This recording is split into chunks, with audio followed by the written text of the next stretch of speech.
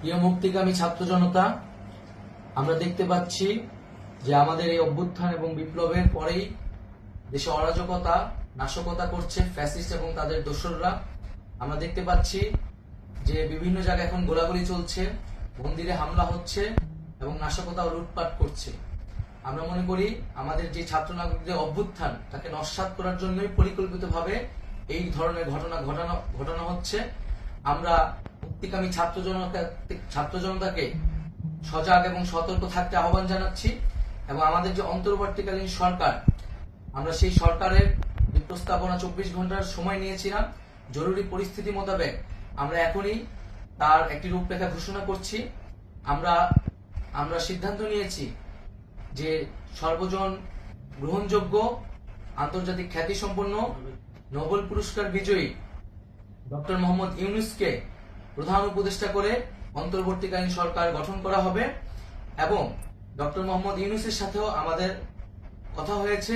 তিনি ছাত্র জনতার আহ্বানে বাংলাদেশকে রক্ষা করতে এই গুরু দায়িত্ব নিতে সম্মত হয়েছে। আমরা সকালের মধ্যেই আমরা এই সরকার গঠনের প্রক্রিয়া দেখতে চাই। রাষ্ট্রপতির কাছে আহ্বান থাকবে যে দ্রুত সময়ের মধ্যে ডক্টর মোহাম্মদ ইউনূসকে প্রধান উপদেষ্টা করে অন্তর্বর্তীকালীন সরকার গঠন করা হোক এবং এই অন্তর্বর্তীকালীন সরকারের বাকি সদস্যদের নামও আমরা সকালের মধ্যে ঘোষণা করব।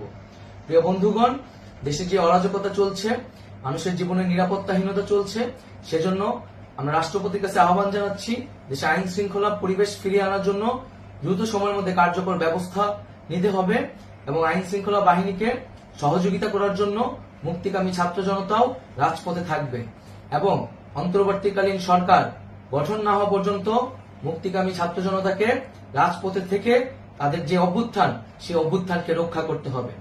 প্রিয় বন্ধুগণ, আমরা রক্ত দিয়েছি, শহীদ হয়েছি। আমাদের যে প্রতিশ্রুতি একটি নতুন বাংলাদেশ গঠন করার জন্য, সেটিকে আমাদের অবশ্যই বাস্তবায়ন করতে হবে এবং অবশ্যই ছাত্র জনতার প্রস্তাবিত সরকার বাদে কোনো ধরনের সরকার কিন্তু মেনে নেওয়া হবে না।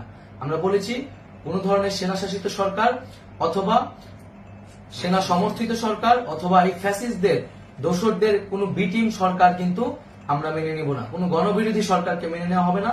ছাত্র জনতার অভ্যুত্থানকারী যে প্রস্তাবিত সরকার, অন্তর্বর্তীকালীন সরকার, যেটা আমরা সিদ্ধান্ত উপনীত হয়েছি ডক্টর মোহাম্মদ ইউনূসকে প্রধান উপদেষ্টা করে এই সরকার গঠন করা হবে, সেই সরকারকেই বাস্তবায়ন করতে হবে অবিলম্বে।